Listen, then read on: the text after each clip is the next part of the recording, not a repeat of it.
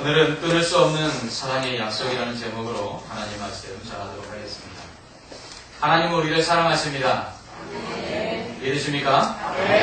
그리고 이 사랑에서 우리를 끊을 수 있는 것은 아무것도 없습니다.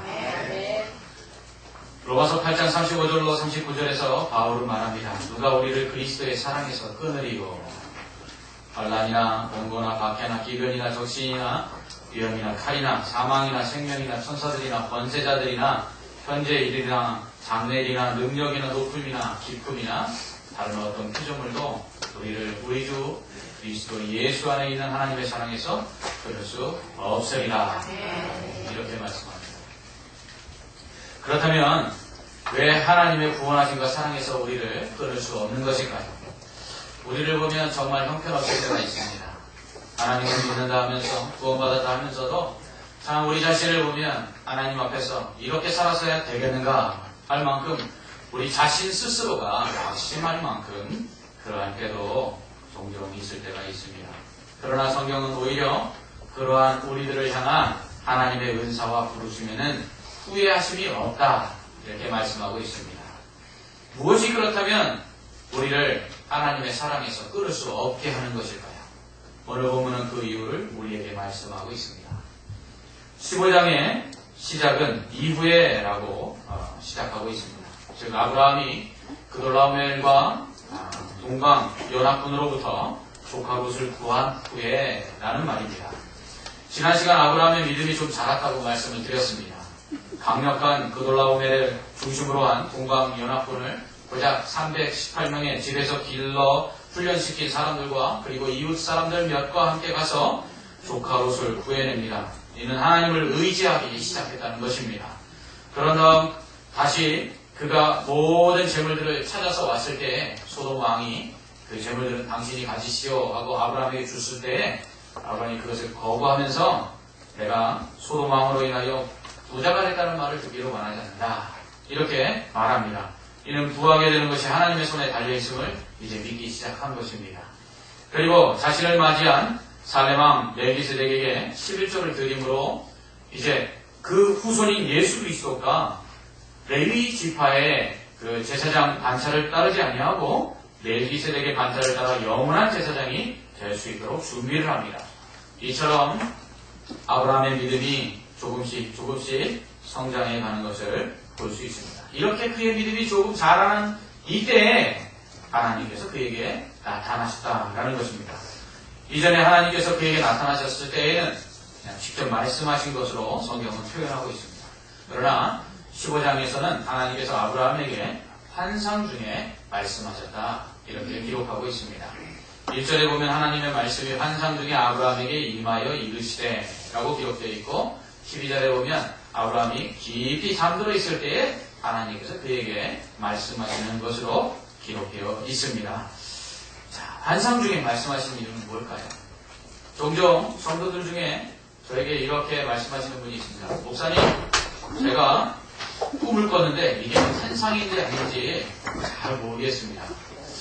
그리고 제가 이게 환상을 본 것 같은데 이게 해석이 뭘까요? 하고 물으시는 분들이 계십니다. 그때마다 제가 난감합니다. 하나님, 저는 다니엘도 아닌데 어떻게 이걸 맞춰줘야 될까요? 그런데 여러분 여기서 중요한 것은요. 왜 하나님께서 환상으로 이야기하셨을까? 그것은 시청각적 효과를 위해서입니다. 이는 하나님의 말씀을 듣는 아브라함에게 드라마틱한 효과를 주기 위해서 하나님이 환상으로 말씀하신 것입니다. 5절에서는 하나님께서 환상 중에 그를 밖으로 나가서 하늘의 묵별을 보여주십니다. 그러면서 이 별들을 셀 수 없듯이 너의 자손들도 셀 수 없을 것이다. 이렇게 말씀하시면서 하늘의 별들을 환상 중에 보여주시는데 이때 어떠한 모습으로 별들을 보게 하셨을까요? 제 생각에는 하늘 공중에 떠서 우리가 마치 땅에서 하늘을 바라보면서 별이 많다 이러는 게 아니라 공중에 떠서 별들 가운데서 별들을 보게 하셨을 것입니다. 환상이니까 이런 게 가능하죠. 그렇습니다. 이렇게 환상으로 하나님께서 아브라함에게 말씀하신 것은 그의 믿음을 더욱더 확실하게 하도록 하기 위해서 그가 더욱더 확신할 수 있도록 돕고자 하는 하나님의 은혜였다는 것입니다. 믿음이 조금 성장하였지만 아직까지는 하나님의 그 말씀이나 약속하신 것을 완전히 믿는 수준, 하나님이 원하시는 믿음의 수준에 이르지는 못했습니다. 그런 그에게 하나님께서 약속하신 그 약속을 보다 분명하게 붙잡을 수 있도록 확신을 주시기 위해서 하나님 환상을 사용하신 것이죠. 그래서 환상을 보았다는 사람들이 환상에 집착하고 그리고 그 환상을 통해 뭔가 강력한 암시가 있지 않나 이렇게 생각하는 이유는 이 환상이라는 것이 가지고 있는 굉장히 드라마틱한 그런 요소가 있기 때문입니다. 환상은 대부분 시공학적 차원의 한계를 뛰어넘습니다. 그래서 환상을 보았다는 분들은 대부분 이렇게 이야기합니다. 평지에 있다가 갑자기 산꼭대기에 올라갔습니다. 제가 하늘을 알고 있었습니다. 제가 우주 밖에서 지구를 보는 것 같이 제가 그러한 환상을 보았습니다. 이렇게 이야기합니다.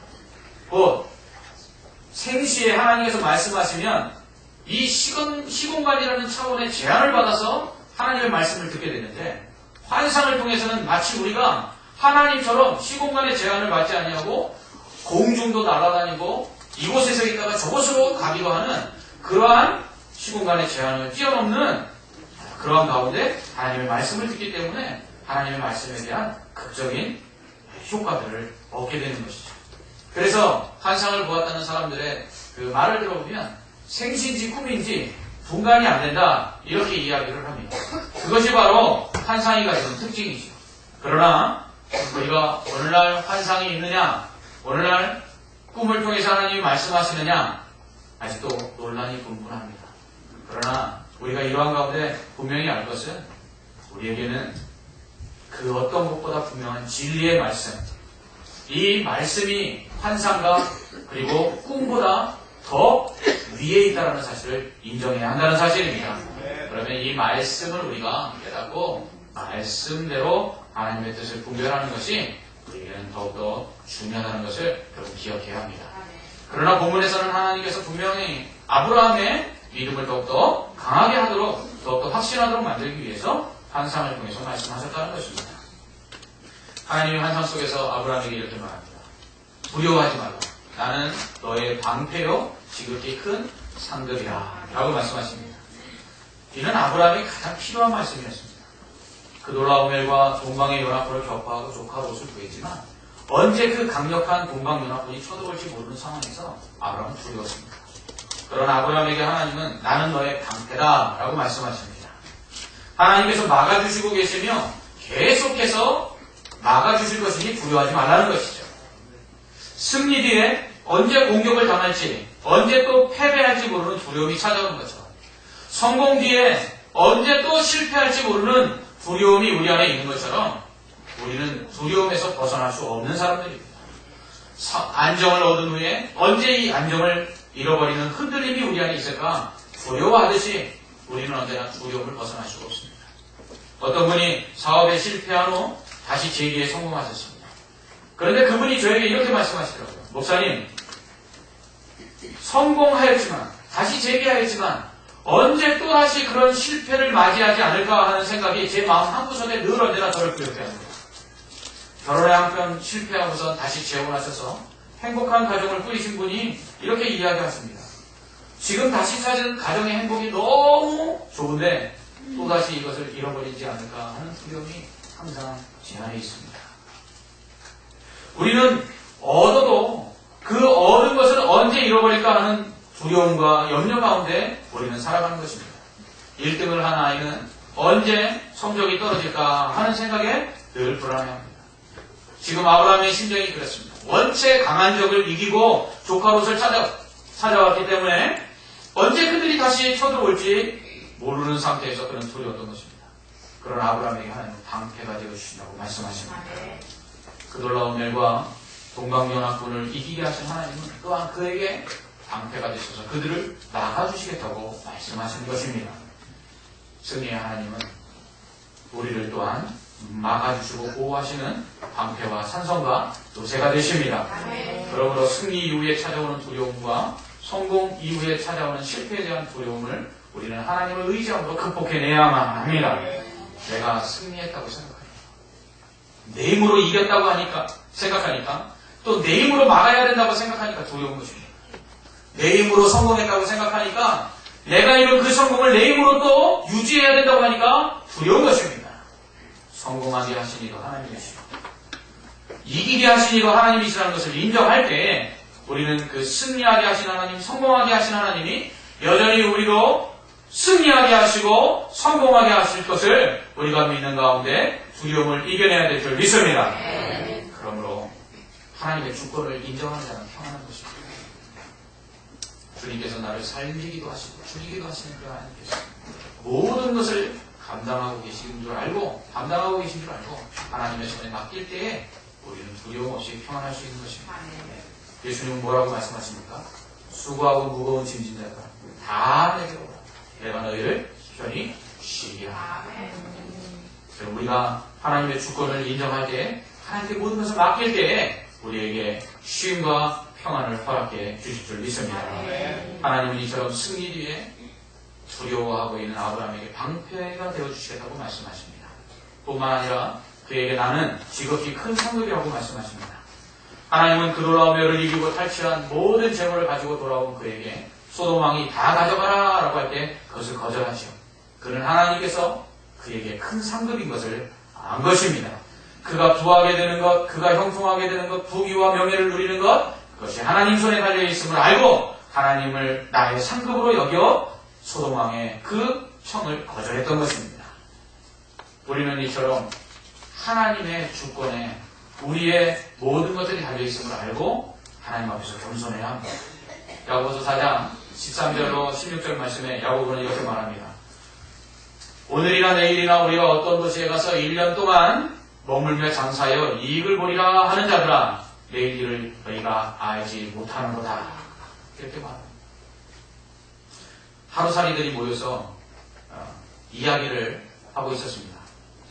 한 하루살이가 이렇게 말한다. 야야야 내 말 좀 들어봐.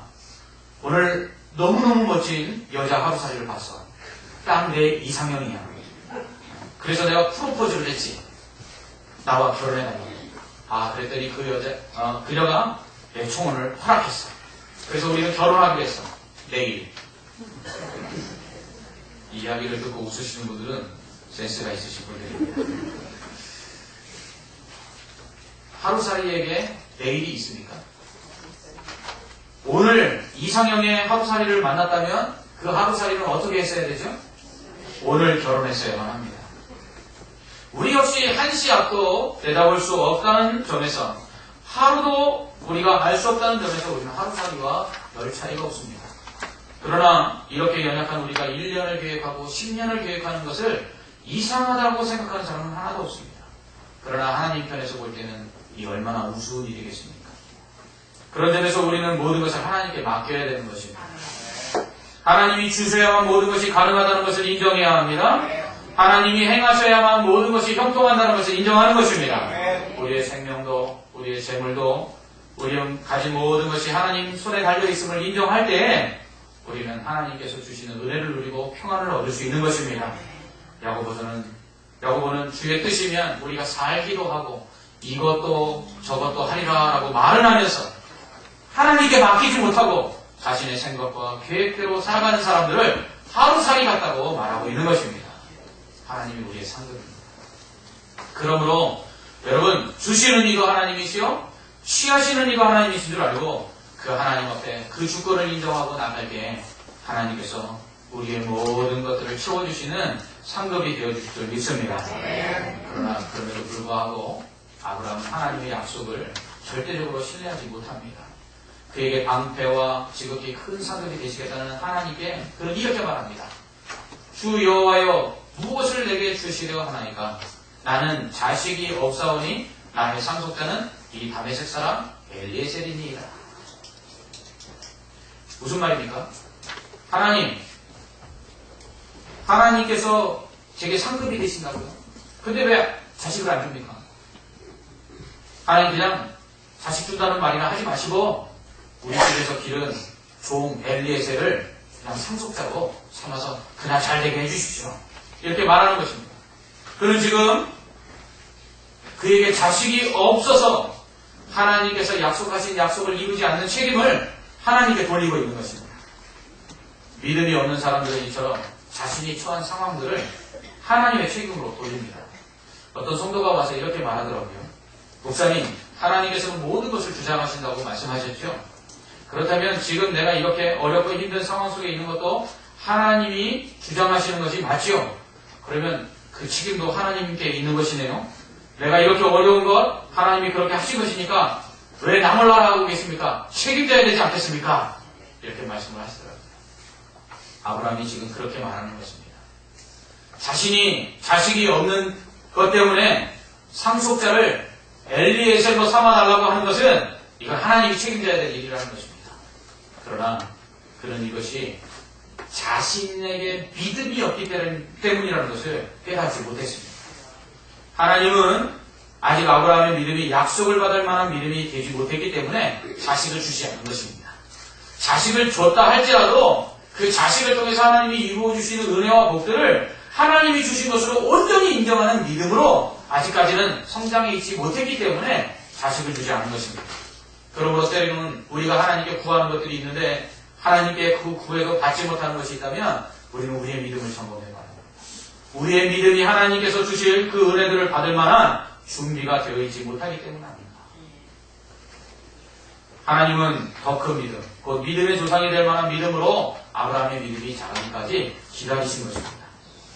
그런 그에게 하나님께서는 이제 그 사람이 내 상속자가 아니라 내 몸에서 날 자가 내 상속자가 되리라 라고 말씀하십니다. 그리고는 그를 밖으로 데리고 나가십니다. 아직까지 아브라함은 환상 속에 있었습니다. 밖으로 나온 하나님은 하늘로 우러러보게 하십니다. 아마 하늘에 수많은 별들이 정말 빽빽히 들어서서 장관을 이룬 하늘을 보게 하셨을 것입니다. 그리고 그 하늘의 별들을 세어보라고 말합니다. 셀 수 없지. 이처럼 내 자손들도 셀 수 없이 많아질 것이다 라고 약속하십니다. 아니 지금 하늘의 별을커녕 자식 하나도 아들 하나도 없는데 하나님께서 무슨 이런 말씀을 하시나요? 지금 아브라함의 믿음의 상태라면 그렇게 물을 수 있을 텐데 놀라운 것은 아브라함이 이 약속을 믿었다는 사실입니다. 6절은 아브라함이 여호와를 믿으니 이를 그의 의로 여기셨다라고 말씀하고 있습니다. 여러분 이것이 시작입니다. 이제 아브라함이 하나님을 믿기 시작한 것입니다. 하나님의 약속을 믿기 시작한 것입니다. 이것이 중요합니다. 이 믿음에서부터 하나님의 놀라운 은혜들이 부어지기 시작하는 것입니다. 이렇게 하나님을 믿은 아브라함의 믿음을 하나님께서 의로 여기셨습니다. 여러분 이 의라는 게 무엇입니까? 이 의라는 것은 우리가 흔히 죄가 없다 이렇게 생각을 합니다. 그런데 믿었는데 하나님께서 의롭다라고 의라고 여기셨다라는 표현은 무엇입니까? 이것은 의롭다라는 것은 하나님이 인정하신다는 뜻입니다. 하나님께서는 죄를 지은 사람들을 인정하지 않습니다. 그래서 시편 1편에서는 악인은 여호와께서 인정하지 않는다라고 말합니다. 여러분 의라는 것은 바로 하나님께서 인정하신다는 뜻입니다. 그러므로 우리가 죄를 지어서는 하나님이 인정하시지 않는 것입니다. 그렇기 때문에 죄를 용서해 주시고 하나님이 우리를 의롭다 하심으로 이제부터 하나님께서 우리에게 복을 주시고 은혜를 주실 사람으로 의롭다라고 인정하신다라는 말씀인 것입니다. 그런데 이 아브라함의 믿음을 의로 여기셨다는 것은 아브라함처럼 예수 그리스도를 믿는 사람들을 의롭게 여기신다라는 하나님의 뜻이 미리 담겨져 있는 것입니다. 그래서 우리는 죄를 행하지 않으므로 의롭다함을 얻는 것이 아니라 믿음으로 말미암아 아브라함처럼 하나님 앞에 의롭다함을 인정받고 그래서 하나님께서 우리를 인정하시고 구원하시고 하나님께서 복을 주시는 것입니다. 아브라함이 이렇게 믿음으로 하나님이 의롭게 여기셨지만 그러나 아브라함의 믿음은 여전히 초보에 머무르고 있었습니다. 하나님은 이제 아브라함에게 나는 이 땅을 내게 주어 소유를 삼게 하려고 너를 갈대아인의 우르에서 이끌어낸 여호와다 라고 말씀하십니다. 여러분 우리가 창세기 12장에서 하나님께서 아브라함을 처음으로 부르십니다. 갈대아 우르에서 부르신 것이 아니라 창세기 12장 하란에서 부르십니다. 갈대아 우르에서 하란으로 옮긴 것은 아브라함의 아버지 데라가 그 가족들을 이끌고 그냥 이사를 한 것처럼 12장에 기록하고 있습니다. 그런데 어떻게 하나님께서는 갈대아 우르에서부터 아브라함을 불렀다고 말씀하시는 걸까요? 이것은 그가 알지 못하는 때부터 하나님께서는 그를 택하시고 그를 부르셔서 믿음의 조상이 될 계획을 가지고 계셨다는 것입니다. 때로는 이런 사람들이 있습니다. 하나님의 뜻을 알았으면 너무 좋겠습니다. 저도 그래요. 그러나 하나님께서 우리에게 모든 것을 알려주시지 않습니다. 또한 우리는 하나님께서 알려주신다고 해도 모든 것을 다 알 수 없습니다. 우리는 그저 믿고 나아가는 것이 필요하다는 것입니다. 갈대아 우르에서 하란으로 옮겨질 때에 아브라함은 하나님께서 그를 부르셨다는 사실을 전혀 모르고 있었습니다. 그럼에도 불구하고 하나님은 그를 갈대아 우르에서 하란으로 부르시고 지금 하란으로 부르셨다고 말씀하고 있습니다. 우리가 몰라도 하나님은 우리가 모르는 사이에 하나님께서 우리를 향한 계획들을 진행하고 있음을 여러분 믿으시기 바랍니다. 그러므로 하나님께서 우리를 향하여 가장 좋은 길로 예비해 놓으신 하나님의 그 축복으로 우리를 인도하심을 기억하고 믿음으로 주님을 따라 나아가는 의로운 믿음의 성도들 되시기를 주님의 이름으로 축원합니다. 이처럼 그가 하나님으로부터 약속을 받을 때 하나님께서 이 모든 땅의 소유를 다 너와 너 자신에게 주리라 이렇게 말씀하시자 그가 이렇게 이야기합니다. 하나님 그 증거를 보여주십시오. 아직까지도 믿음이 연약한 거죠. 또 많은 부활하신 예수님을 믿지 못하고 그 손에 못 자고 그 발에 그 허리에 창자국 내가 만져봐야 봐야 믿겠다 그랬을 때 예수님이 나타나셔서 뭐라고 말씀하십니까? 보고 믿는 자보다 보지 않고 믿는 자가 복되다 말씀하십니다. 아브라함은 아직까지 증거를 요구하는 것입니다. 그러자 하나님께서 증거를 보여주십니다. 하나님께서 아브라함에게 3년 된 암소와 3년 된 암염소와 그리고 3년 된 순양과 산비둘기와 쥐비둘기 새끼를 가져오라고 말씀하십니다. 그리고서는 아브라함에게 그것을 쪼개어서 그것을 벌려놓으라고 말합니다. 해질 때가 되어 하나님께서 아브라함을 깊이 잠들게 하시고는 다시금 꿈속에서 하나님께서 말씀하십니다. 뭐라고 말씀하시냐면 아브라함아 내 자손이 이방에서 객이되어서 400년 동안 종살이 하다가 내가 그 자손을 구원하여 이끌어 나온 다음에 내가 약속한 이 땅으로 돌아오게 할 것이다. 하나님께서는요 아브라함의 자손인 이스라엘 백성이 애굽에서 400년 동안 종살이 하다가 모세의 손에 이끌려서 구원받아 광야를 지나 약속하신 가나안 땅으로 돌아오게 하실 것을 다시 한번 확실하게 말씀하고 있는 것입니다. 이제 아브라함 이후에 약 200년 뒤에 일어날, 그러니까 출애굽까지는 약 600년 뒤에 일어날 일을 하나님이 구체적으로 보여주시는 것입니다. 하나님께서 이제는 아브라함에게 더욱더 확실한 것을 보여주기 시작하시는 거죠. 무엇입니까? 믿음이 자랄수록 하나님의 약속이 분명해지는 것을 알게 되는 것입니다. 이렇게 하나님께서 말씀하신 이후에 연기나는 화로와 타는 횃불로 이렇게 쪼갠 짐승들 사이를 지나가십니다. 이 연기나는 화로와 타는 횃불은 하나님의 임재의 모습인 것입니다. 그렇다면 왜 쪼갠 재물 사이로 하나님께서 연기나는 화로와 타는 횃불의 모습으로 지나가신 것일까요? 이것은 아브라함과 하나님께서 언약을 체결하신 것입니다. 당시 고대 근동 지방에서는 계약을 체결할 때에 이런 의식들을 행했습니다. 하나님께서 이러한 고대 근동 지방의 계약 체결 의식을 차용해서 아브라함과 언약을 맺으신 것입니다. 당시에는 계약을 맺을 때 계약 당사자들이 짐승을 가지고 와서는 짐승을 반으로 쪼갰습니다. 그리고서 그걸 벌려놓습니다. 그리고 계약을 하는 두 당사자가 손을 잡고 그 쪼갠 재물 사이를 지나갑니다. 이름으로써 계약이 성립되는 것이에요. 그 의미는 무엇이냐면 누구든지 어느 한쪽이 계약을 맺은 사람이 계약을 깨트리면 이 죽은 짐승처럼 죽음으로 그 계약 파기에 대한 책임을 지겠다는 맹세를 하는 것입니다. 그런데 지금 하나님께서 아브라함과 언약을 체결하는 장면에서는 좀 특이한 점이 나옵니다. 그것은 언약을 체결하는 아브라함과 하나님이 같이 쪼갠 짐승 사이를 지나가야 되는데 아브라함은 잠들게 하시고 하나님만 지나갔다는 사실입니다. 무엇이죠? 아브라함에게 주시는 이 언약에 대한 책임이 아브라함에게는 없고 하나님께만 있다는 것을 의미하는 것입니다. 그래서 하나님은 이스라엘 백성, 곧 아브라함의 자손들이 애굽에서 가나안으로 들어오기까지 광야를 지나는 동안 수없이 범죄하고 불순종함에도 불구하고 하나님이 아브라함과 맺은 언약에 대한 책임 때문에 그들을 버리지 아니하시고 용서하시는 가운데 가나안 땅까지 이끌어가는 것을 볼 수가 있습니다.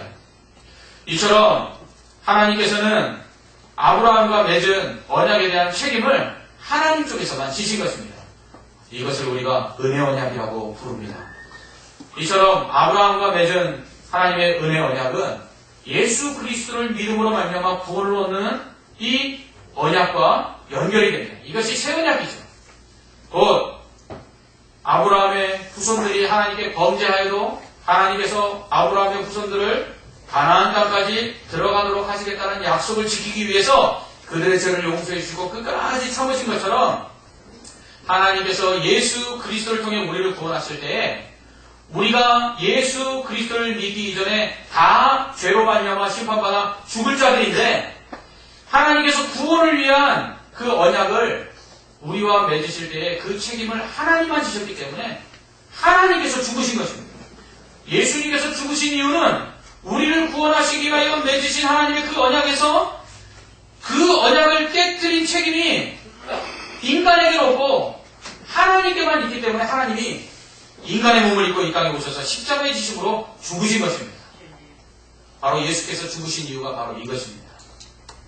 우리는 하나님 앞에 구원받을 수 없고 하나님 앞에 자녀라기 부름받을 수 없고 하나님께 원수되었던 자들인데 하나님께서 우리를 구원하시기 위한 그 은혜의 언약을 수행하시기 위해서 죄인된 우리를 죽이지 아니하시고 스스로가 십자가에서 죽으심으로 우리를 구원하신 것입니다. 그렇기 때문에 이 언약은 깨어질 수가 없는 것입니다. 이 예수 그리스도를 믿음으로 우리가 받은 구원의 이 새 언약은 우리가 범죄하거나 우리가 환난을 당하거나 우리가 기근을 당하거나 우리가 죽음을 당하거나 그 어떤 것으로도 깨뜨릴 수 없고 끊을 수 없는 것입니다. 그래요. 그 책임이 하나님께만 있기 때문입니다. 그러므로 이 약속 가운데서 우리를 구원하신 그 하나님은 우리를 끊을 수 없는 사랑 가운데서 날마다 구원의 은혜를 우리에게 허락해 주시는 것입니다. 우리가 오늘 성찬식에 참여하게 됩니다. 이 성찬을 참여하는 이유가 무엇입니까? 예수 그리스도의 그 십자가에서 죽으신 그 죽체와 그리고 그가 우리를 위해서 흘리신 그 피의 그 생명의 은혜를 우리가 기억하고 기념하기 위한 것입니다. 예수 그리스도께서 왜 십자가에 죽으셔야만 합니까? 왜 십자가에서 왜 그 살을 찢기시고 피를 흘리시기까지 죽으셔야만 합니까? 그것은 바로 아브라함과의 언약을 하나님께서 지키시기 위함이다라는 것입니다. 그러므로 오늘 우리가 성찬에 참여할 때 이 끊을 수 없는 하나님의 은혜를 기억해야만 합니다. 우리가 이 끊을 수 없는 하나님의 은혜 가운데 있음을 기억하고 우리가 감사함으로 이 성찬에 참여해야 합니다. 그러므로 오늘 성찬에 참여하는 여러분들에게 끊을 수 없는 하나님의 그 약속 가운데서 예수 그리스도를 우리를 위하여 죽이심으로 말미암아 그 몸과 그 피로 우리를 구속하신 그 은혜에 대하여 감격하며 우리도 주님께서 베푸신 그 은혜 가운데 날마다 감사하며 믿음으로 살기로 다짐하는 그러한 성찬에 참여하는 성도님들 되시기를 주님의 이름으로 축원합니다. 아멘.